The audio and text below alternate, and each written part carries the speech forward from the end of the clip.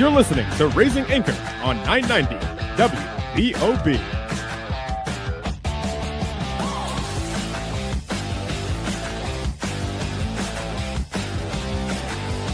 Welcome to the Raising Anchor Soccer Show with Matt Entrican and Jason Carey. Your home for news, analysis, and everything Rhode Island FC. Each week, they take you inside the locker room, inside the tactics, and inside the storyline shaping RIFC. Now, here's Matt and Jason.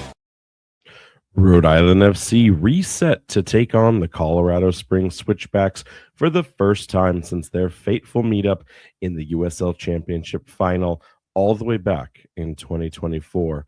Can RIFC extract some revenge against this Colo Spigs side, or will this team from Colorado continue to find a way to win against the Amber and Blue?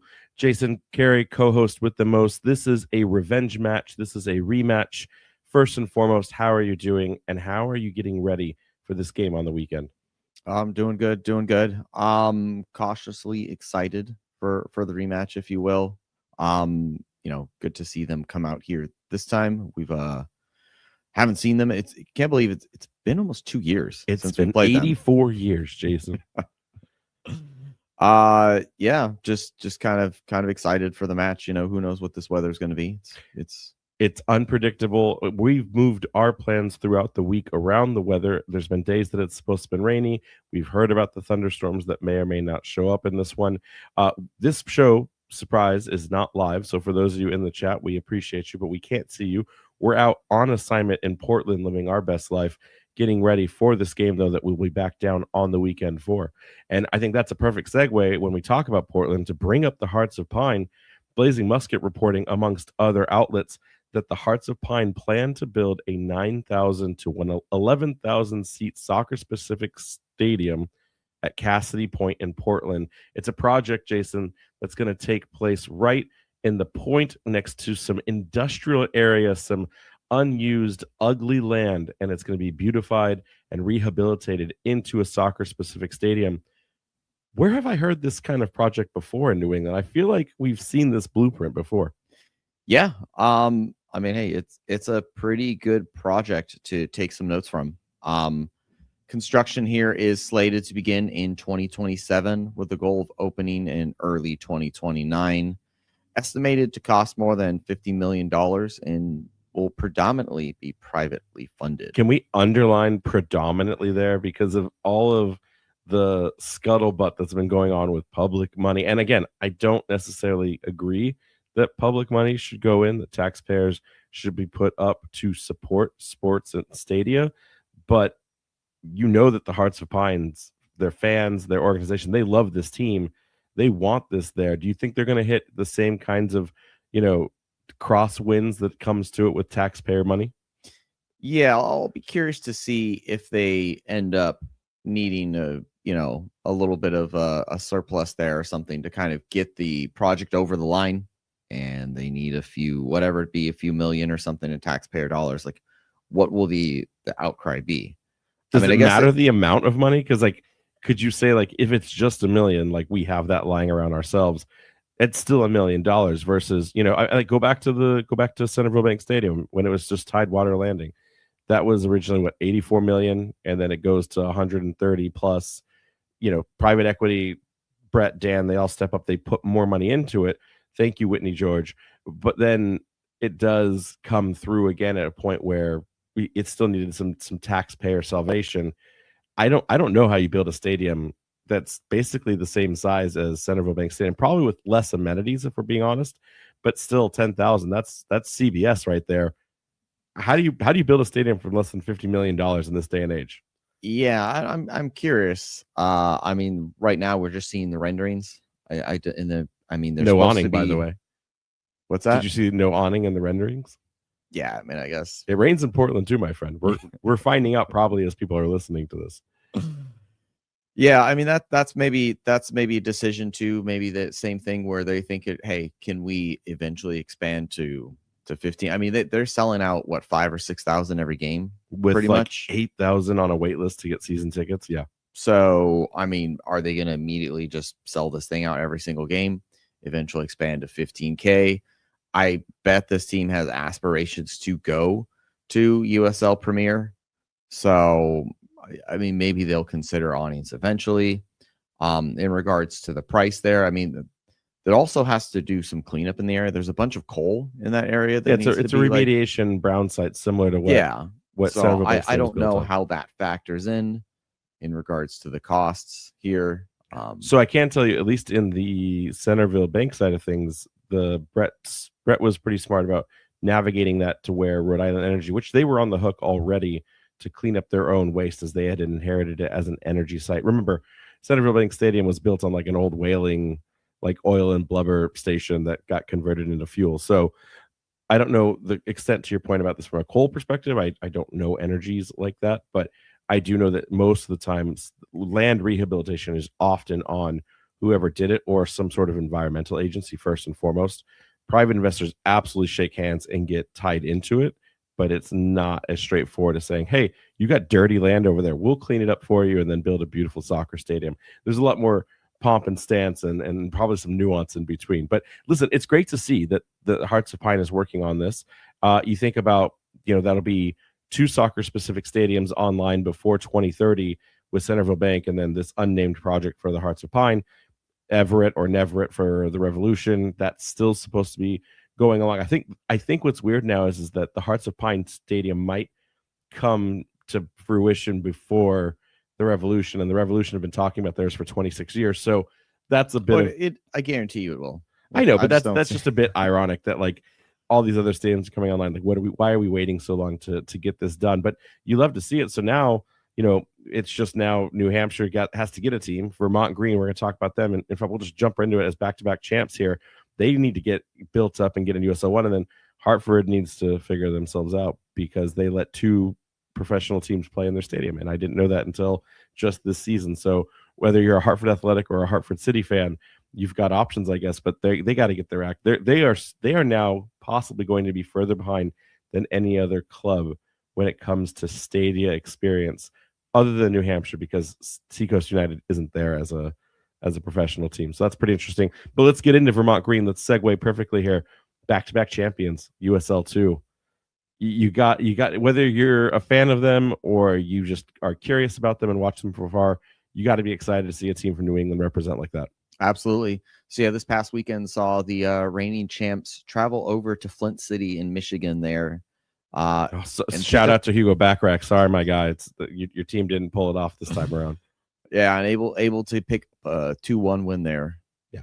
Do you think when a team like Vermont Green can do this, and remember that they have collegiate play, some conversation on all different directions here about remember, we're still in Kawhi Leonard scandal because Dan McKee is still the governor for now. So because of that, later in the week, we didn't really report on it at the time in the show. Dan McKee goes out and says, give me the investor list, reveal it to the public because he was in heat himself. It all becomes this big nothing burger. And then surprise, surprise, Jason, Dan McKee releases his invoices for the game that he paid for. And like, we're just expensive tickets. We're just, yeah, sure. They are. I mean, but it was courtside. He was literally sitting courtside. Like, we've never done that. Like, we'll never know what that experience is like. And by the time we could afford them, they'll be even more expensive to do. Right. But, you think about it. And again, a nothing burger that it is, like, no apology from Rhode Island media, no conversation, even the way they say it. Oh, he only produced this after we asked him. Sure, that's fine, but it wasn't just when it was actually paid. You can go back and see several text chains of saying, hey, agency, I need to pay you for these. Please make sure you handle this as soon as possible. So there's no ill will to write it out because technically he's in the off season.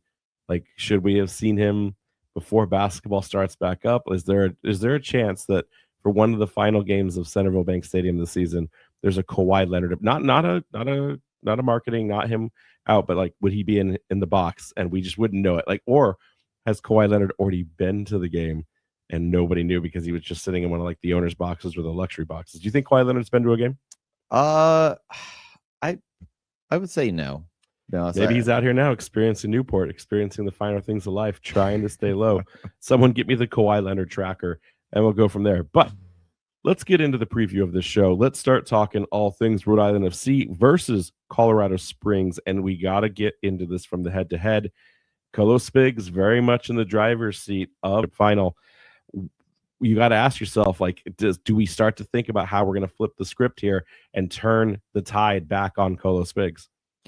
Yeah. I mean, beyond the emotional damage of maybe the second game, especially kind of a large group of us traveling out there and kind of, I think I love that you're digging up more and more memories. Let's trauma dump this here, right? We're going to work through this together, guys. I think that the thing was not so much to just the fact that we lost. It's kind of the way that we lost. It was emphatic in a way that was like, we were never even in that game. Well, one game we got in, we shot ourselves in our foot. I'm specifically referring. So you just want me to, final. Okay, relive my trauma. Got it. Yeah. And they bested us both times that they played us, and both times they scored 3 goals against us. So it's tough there. And did you know that in the entirety of the Eastern Conference, like there of teams who've scored 6 across all competitions, there's only been a few teams that have actually been able to do that. They've only done it 2. Any idea maybe who these other teams might have been? Okay, so you're saying Eastern Conference opponents that have scored more than 6 goals against us, all comps. Yeah. And Colo Spigs has done that in 2 games. Yep. One of them has to be Louisville City. But yeah, because we played a bunch. We've scored against each other. So, and they got 4 on us earlier this season. So like with 4 or 5 games. Gosh, there's a part of me that wants to say Hartford because we've seen them like 8 times, but I know that that's not true. There's actually not a lot of goals between these teams, Hartford and Rhode Island. So the other one here actually surprised me a little bit. It's Indy 11, but then I remembered we had a 3-3 draw against them. Oh, that's right. So, and then there was the postseason match, and then they've gotten a goal just about every game against us. Yeah. I would have said that or Detroit City FC. That's crazy. So you're telling me that the Colorado Springs Switchbacks have outscored every other team in the Eastern Conference with the exception of Lou City and Indy 11. I mean, against RIFC, yeah. Wow. I mean, so in that regards, I mean, it's been 2 years, so we can't say that they're exactly the same team, but there are still some familiar faces that you would think, like, is this a trap game? It's a revenge game. It's got it. We don't do trap games unless we're the trap. This is a revenge game, and you're right. Like, I'm the trap now. Well, and here's the thing, like, and we'll talk about it in the next segment, but like we also talk about teams rotating. Colorado Springs has enough of the foundation of the legacy guys that were there in 2024. Like, there's enough of that group left to like have those feelings come back out. And then, although Jesse Chambers, the winning coach of Colo Spigs, is gone, his assistant is who took over afterwards and had been with Chambers for I think like 2 or 4 additional years, basically from the Switchbacks' foundation. So it's not like there was a leadership exchange and everything was blown up. It was kind of like passing the baton on. But we're going to find out all of that and so much more because, of course, we've got to go to break. We're already late for the first one. So don't go anywhere. When we get back, we're going to break down the Rhode Island FC side of this story, all here on the Raising Anchor Soccer Show. Thank you for listening to tonight's broadcast powered by Sprout Coworking. For all your business needs, large or small, visit sproutcoworking.com. Powering 990 WBOB, that's sproutcoworking.com. Now, let's get back to the Raising Anchor Soccer Show on 990 WBOB with Matt Entrican and Jason Carey. Taking a quick look here at the standings. Do we have to remind people about this? They're going to be so angry. It's good to set the table to know where we're at, to know how bad the dinner's going to be. Yeah. So there's some midweek matches here, but they're all West Coast opponents playing each other. So those results are not going to affect RIFC's positioning. So we're still in 7th on that 6-4-6 record, tied with 22 points with the Miami FC. But unfortunately, they've got that tiebreaker on us because USL's convoluted rules. So, but don't worry, games in hand. I mean, to your point about the tie, by the way, 19 games Miami has already played, just 16 for Rhode Island. So we're going to keep beating that dead horse until that horse is dead once more.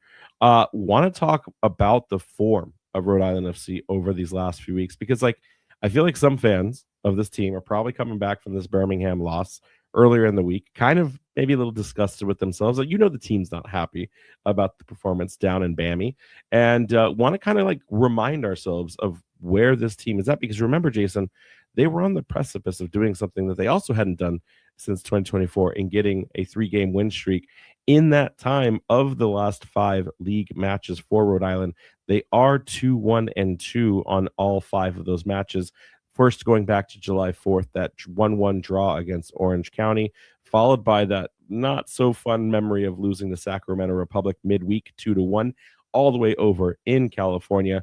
And then we stack some wins here. We've got the 1-0 win against Hartford, probably one of the most complete rain games I've seen so far of the season in terms of technical ability, knowing what we were up against, and then also the fact that, you look at where this team needs to put games away like that just for the optics of it. Like, it was a good match.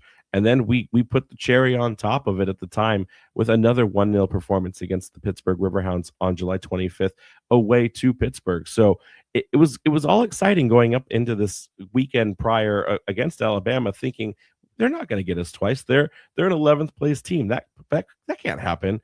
Unfortunately, we see either a bad Grant Stoneman giveaway or a poorly positioned Koke Vegas see an error that allowed Ronaldo Demus to score his 6th goal against Rhode Island FC and give us our first loss in the last 3 matches. Jason, a team like this, is this still positive form? Is this still momentum, or are we back to the hard reset? I think back to the Portland Hearts of Pine game when we talked to Amos and Koke after the match on the field, and they said, we're going to take this loss, but all we can do right now is we just got to move on. We got to flip the switch and just get back to it. We got to flip the switchbacks here, and we got to get back to it. Do we see anything other than that? Is there a concern that, given the desire from fans to see some revenge here, that this is going to manipulate and twist this game into something else that it isn't? I'm not concerned about the form at this point. I think if RIFC can't go out there and get a result against this Switchbacks team, well, then I think we're going to maybe start being a little concerned. Like, is something brewing underneath that's causing some issues with this team? But I think that as long as they get a result this weekend, obviously we want the win, but a draw is better than a loss. I think that they're still kind of trending in the right direction. Still kind of trending in the right direction. If you're Colo Smith going into this week, do you take any stock that you can have these? Our big thing, I think we said it last week on the show, is a team that wants to be a playoff contender. And I'm not even talking home playoff berth at this point. I'm just talking about a playoff contender. They can't go out and take 2 L's back to back. That almost might be the more important narrative of this for the rest of the show and the story of this match. Is it's less about beating Colorado Springs and more about making sure they don't beat us. In that regard, and I know Connor doesn't play for draws, do you almost have to say, okay, like, do we think we're going to see a more defensive, heavy-minded Rhode Island FC come out the gates in this game, or do we think we'll see do we think we'll continue to see what's been going on, and again with the roster depletion where it is from an availability standpoint, more of the same? I don't think they'll go out there and say, we need to change our defensive tactics because of the last game. I think they look at that and say, hey, that was an error. That game should have ended in a basically 0-0 draw, or they should have converted one of the 20 shots that they took at that point, and you could just say they were a bit unlucky. So I think realistically, they're probably not too concerned about that, and I wouldn't be too worried. I think that they're going to come out here. We know that they play better at home. So I think that they're going to kind of just play their game. Yeah. And you'll be surprised, I think, to learn, or maybe not, how bad Colorado Springs has been on the road this season. But getting into how Cano can best set himself up for success on the night, Leo Afonso, Zach Caravo, and Krifa Yao, as of right now, still reported as unavailable. We still don't have any idea of Leo Afonso or Krifa Yao's timelines. Zach Caravo, I think probably we can assume we will not see him. So then it really comes down to the only other asterisk on this would be, barring any other injuries that have happened midweek, is what is the status of one Osman Foyo? Like where does he sit in this grand tapestry of a strategy coming into this weekend? Yeah, I think if we remember back to the Busy saga, that actually took quite some time. I think we saw him and reported on him 4 weeks before. But again, Jamaica, weirdly enough, getting into the politics, is one of those countries that has visa challenges and ITC challenges when it comes to coming to America. Like they're not an African country, but they almost get treated as such when it comes to the scrutiny that goes on with visa clearances coming into America. So I don't know why it's that way, but that was definitely one of the things. I don't know if also in Busy's case, going to Iceland first, then Jamaica, maybe put some kind of like red flag on his tourist, passport. I don't know. But I'm really curious what the hang up is here, because this team announced it. They could have sat on it for longer because we didn't even have him on our radar. So this announcement comes with a bit of curiosity. Like maybe even the club thinks we should have had this guy ready and available by now. Yeah, I won't be surprised if we see him this weekend, but at the same time, if we don't, it'll be the same thing. It's like, well, some sort of visa issue is just kind of like hanging up here. And so you talk about the players that are not available here.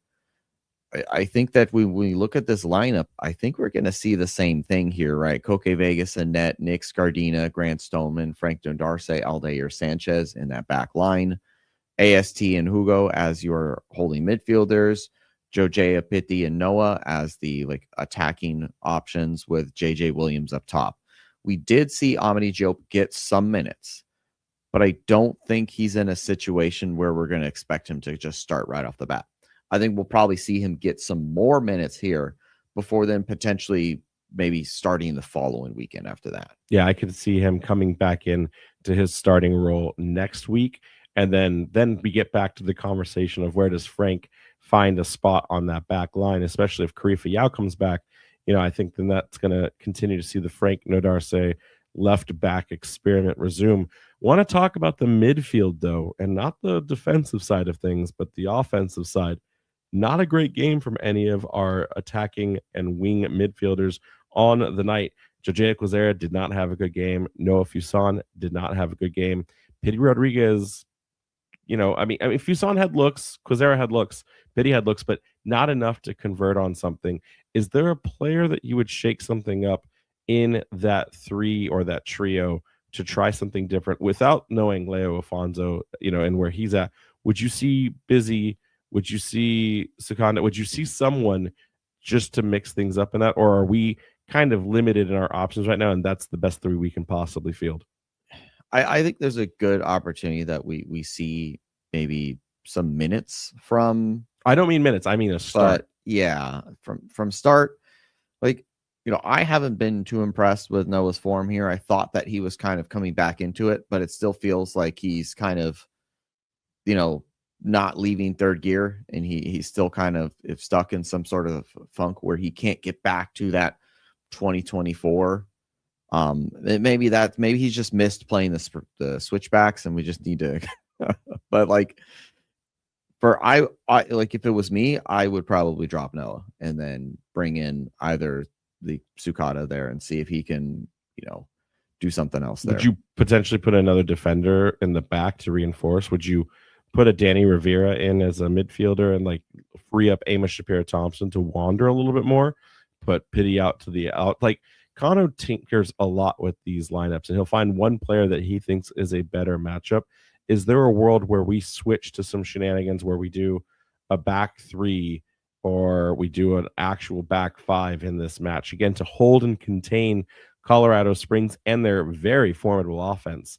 Is there a world that could see us kind of take the day? I don't think he'll. Danny Rivera doesn't have that in the locker for you? No, I don't see him doing anything crazy here in regards to the lineup of the tactics, especially because we just don't. I don't see how you can manipulate this in any way, especially with the squad still being kind of light, if you will. There's really not a lot of with Zach out. Who else is your holding midfielders? Are we going to put Busy or Danny there again? That's the Busy six experiment should never be replicated. We saw it twice. It had a 50-50 result, and those are just too low of a number for me to sign off on continuously. That I think you see a Rivera, I think you see a CJ Williams or like a Hamidi Diop do, he does come in. Grant Stoneman occupies as a 6, and then maybe untethers Hugo to go up and play a little more aggressively. I could see a world where that comes in, but you're right. We've lost something really important in Clay Holstead right now, because he obviously is now back and fit, being able to play for Dallas. We just have suddenly lost a dimension to our midfield on both the box to box side of things, and I'm not sure when we'll find that back, other than when all of our players get healthy. Still curious to see if we sign a midfielder in this transfer window, but we're gonna have to wait to see and find out. And you're also gonna have to wait for more Raising Anchor Soccer Show, as we got to go to break. And when we come back, we're going to talk all things Colorado Springs Switchbacks. Don't go anywhere. It's the Raising Anchor Soccer Show. Fans, as the weather becomes more and more unpredictable, be sure to check out 990 WBOB's weather page for all your temperature, storm, and travel info. Stay prepared for whatever Mother Nature has in store with the 990 WBOB weather page. Now, let's get back to the Raising Anchor Soccer Show on 990 WBOB with Matt Entrican and Jason Carey. Back here on the Raising Anchor Soccer Show, the Colorado Springs Switchbacks currently sitting in 6th place in the Western Conference on a 7-4-6 record. That might make you think that this team is just an average or mid-table unit, but the underlying stats indicate that not only is this team the second highest offense in the West, it also is flawless when we talk about things like Brinks Tires Cup action, having won all 4 of their matches, and that there is something really to be said about the offensive production and goals per game that are coming out of this Switchback side. Yeah, and I don't want to give them too many kudos, because this is hashtag not a Switchbacks podcast, but they don't even have one in their Prinks, which is crazy considering they've won a championship. In their run through the Prinks Tire Cup, they only play championship teams. Was this the group that only had like one USL 1 team and the rest was all just championship stack? Yeah. So they actually, to a certain extent, had a bit like a tough go there, right? Some of them were like half USL 1 teams, so you could argue like, well, you get to punch down a little bit, but there's also some that are like, maybe not as balanced, maybe as the pyramid will kind of stretch. We'll figure that out. But coming off of that run, like, it's starting to look like maybe they are settling into head coach Alan McCann's system a little bit here. Like you said, though, too, this is not a huge change from what they've done before. It's a passing of the torch. It's tweaking some things here, using the players that you have like in your current roster. And they've kind of been on a pretty good stretch here. You do get to say, though, by the way, even though like Alan McCann is not new, it's like an internal promotion at work. He went from assistant coach in 2024 to interim coach in 2025 after Chambers got sacked about halfway through the season, or he left. I don't remember which. And then you're interim. You got to earn it, right? You got to like what is it? Bird at Lou City. He's been trying to earn it after the departure of Danny Cruz, and now he finally gets the nod. Like the plaque on the door changes from temporary or intern to actual head coach. So you could say he is a new head coach, but to your point as well, he's been there for a very long time. Yeah, and so like I said, speaking about them kind of coming into their own here, actually a 3-game league match winning streak there. Recently did stumble a little bit here against New Mexico United, but when we look here at their last 5 matches, they lost 2-1 to San Antonio FC, but they beat Phoenix Rising 3-1, they beat Lexington SC, and then they also beat Charleston Battery 2-1 with that recent loss there against New Mexico. And I mean, you think about the teams that we're talking about, San Antonio second from the top of the table. You talk about a team like New Mexico United, third in that grouping. You could argue, okay, Lexington, you think that they're down in the basement. They're in 7th, so they're a playoff team right now. And I don't know if people know who the Charleston Battery are, but apparently they're a very good team because they're second in the Eastern Conference. So it's one of those things where like they're beating really good teams or they're losing to even tougher teams. Like that's not a bad stat to complain about. So much so that McCann now holding on to a 1.5 points per game average. That's as good as any former Colorado Springs Switchbacks coach in the history of their program. He's only at a 41% win rate. That's usually a little bit higher to earn that type of point range, which tells me that, and you know it in the lack of draws, there's more losses and more wins. So this isn't really a team that plays by the finer margins of holding on to a single point result. And again, that flawless performance right now going on in Brinks Tires Cup action leads me to believe that, is this Colo Spigs better than the 2024 version that we saw? Like we're talking now, like, don't hold on to that team. Don't even pretend like that team's there. Of course, there's still some active players from that roster, but we haven't seen them in 2 years. We have no idea what they look like other than the tape we all get to watch, watching around the league. Is this a better version? Has Colorado Springs evolved, Jason, since the last time we saw them? And if so, how have they done that? How have they gotten better, if you agree? They've changed to a certain extent. I think they're becoming a little bit more difficult to break down. They've shifted to being a little bit more disciplined when it comes to like their defensive approach. During the 3-game winning streak, they conceded just 2 goals. And even against league-leading New Mexico, they lost by a single goal in a tight defensive contest. And if you go back and watch that, Colorado had a lot of chances. So it like I said, it was a very tight match there. And rather than trying to overwhelm their opponents, they've been able to like win ugly, if you will.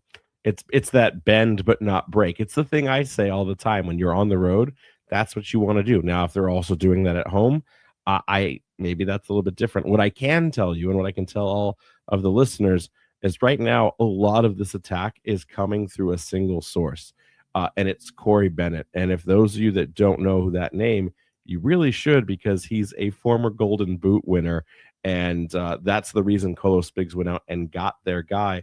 Corey Bennett, for those that are familiar but maybe want to learn a little bit more about who that person is, already has 11 goals this season. We talk about JJ Williams, and can he go the distance this season? He's got 14, I think, in all comp, because he scored 3 in their Open Cup run. Exactly. So you're talking about a former Golden Boot winner.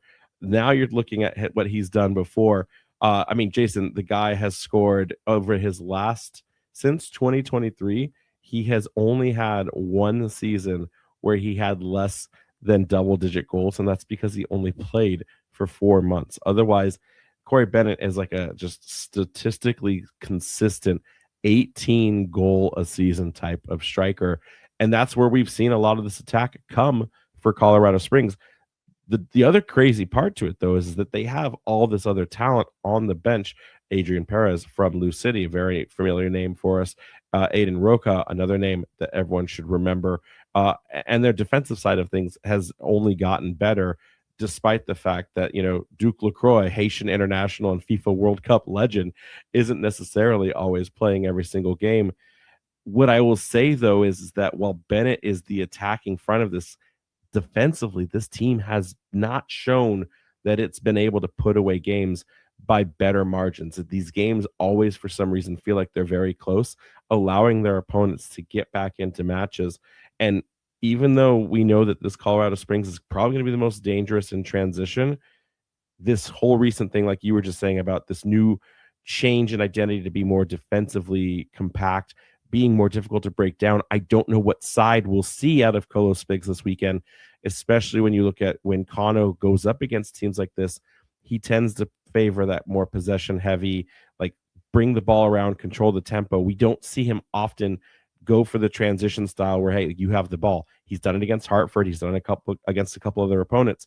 But more often than not, if the team's going to give Kano the ball, his team's going to take it and try to do something with it. And how many times have we seen them struggle to break down defenses of that type of nature? Yeah, it's something we've seen far too often. This Colo Spigs team, though, does, average very high possession. They're in the top percentile in the league. So it might play into our hands in that regards, give RIFC that opportunity to transition. But like you said, sometimes if RIFC finds himself with the ball, they are going to keep it. And I want to say too, like that whole possession thing is a new thing. Like, is this team going through a 5-game transformation where they've seen a new version of success for themselves? or is there more work to be done to fix that and figure it out? Like, are these teams both in like second stage adjustment and tinkering amongst themselves, let alone for their opponents on the weekend?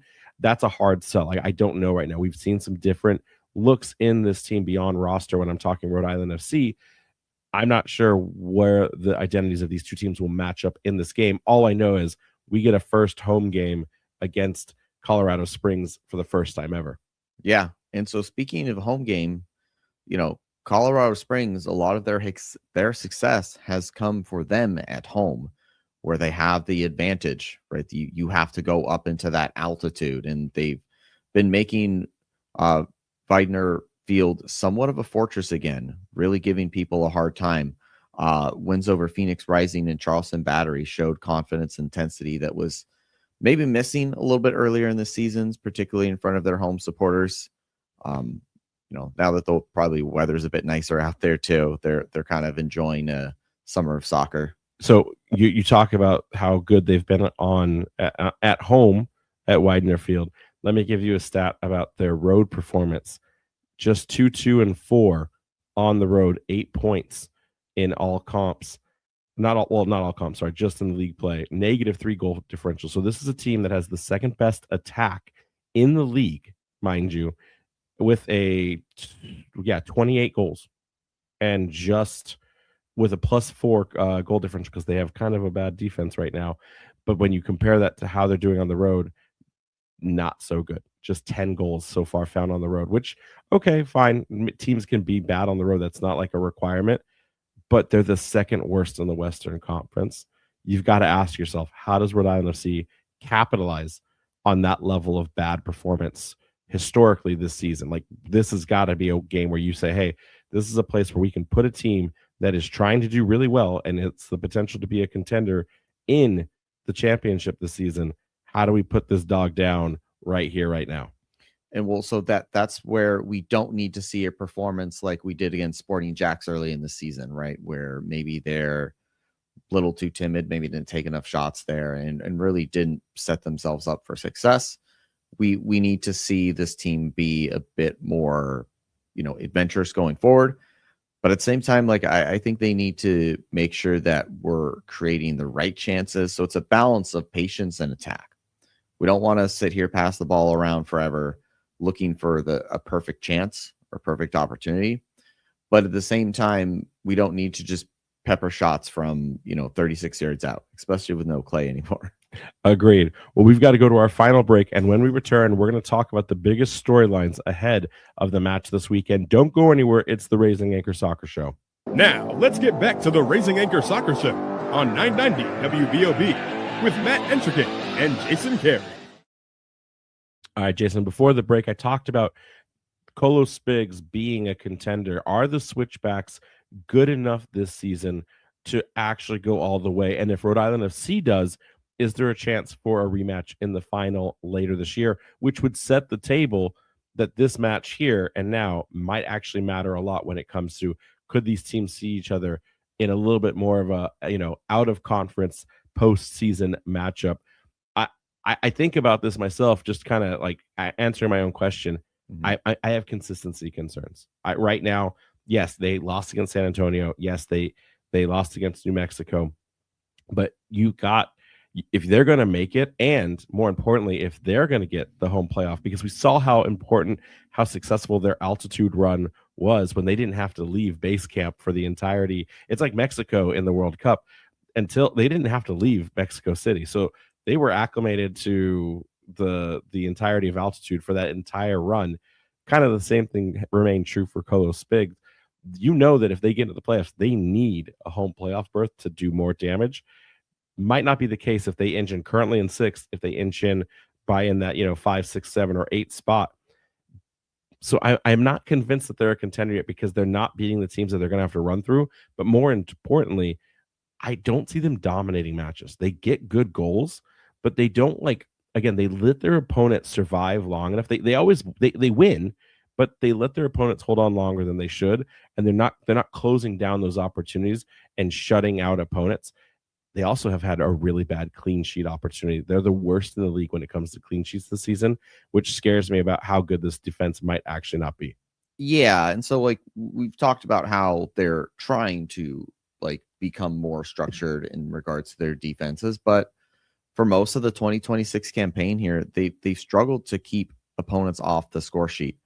Through the middle of the season, they've conceded 22 goals in 14 league matches. That's 1.57 goals per game average there, a number that puts them well outside the league's top defensive sides.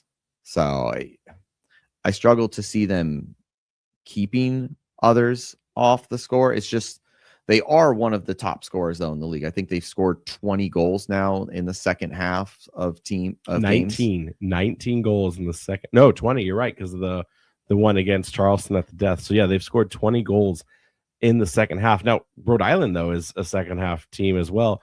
Does that then beg the question that we're going to see sparks and like you can show up late to this match? The first half, it's just going to be a firefight in the second half. Wait in line at the pretzel stand for as long as you need to. Go get your pretzel and then come sit down because the real fireworks are going to be in that second half.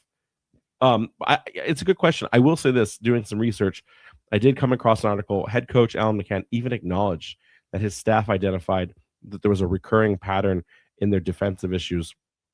He went on to reveal that 9 of the first 11 goals they had conceded, so this is a little bit earlier in the season, came from the same type of mistake, and saying that the club needed to correct that type of behavior. When you think about that, like when you make the statement that our defense isn't good enough, but you don't go out and go get another player to course correct, it's good to see, if you're a fan of Colo Spigs, I guess, that they're making those internal adjustments.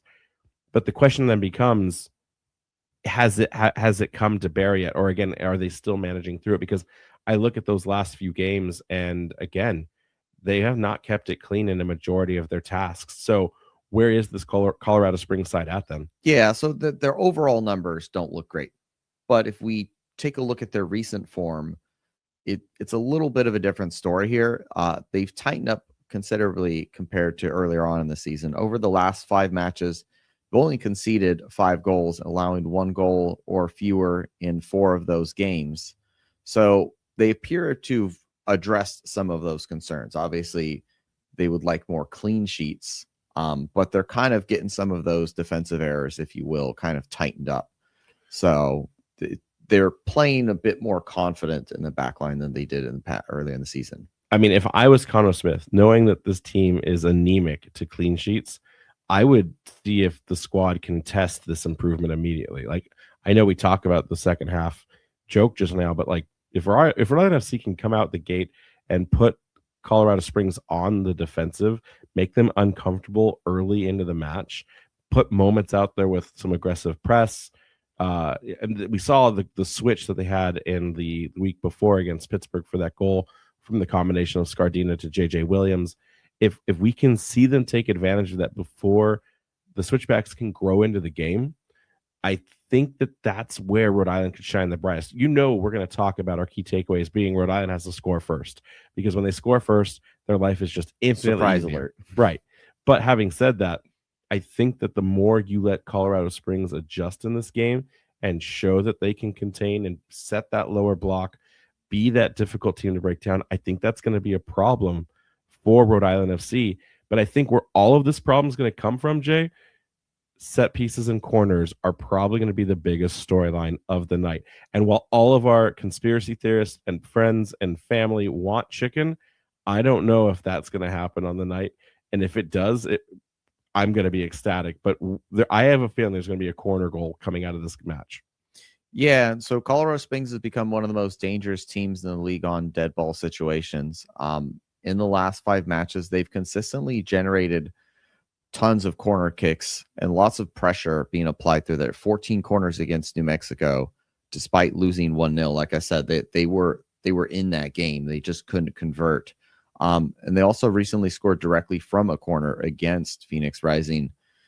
So if Rhode Island can limit those opportunities, try and prevent them from getting dead ball situations or corners here, and maybe keep that sub double digits, I think it's going to give them a better opportunity to maybe keep Colorado off of the score sheet. I mean, they're lethal in the mixer when it comes to Colo Spigs right now. We watched the Charleston game together, and that goal at the death was just, I mean, no, it was a cross, not a corner, but I mean, just being able to pick players out and have the ability to put a ball where it needs to go. Like I think of like Nathan Messer in that regard. Like how much fun has it been to watch him take corners, whether it was for us, Hearts of Pine, or Charleston Batter? Like there's something to be said, and this team knows how to do it from both the run of play and dead ball situations.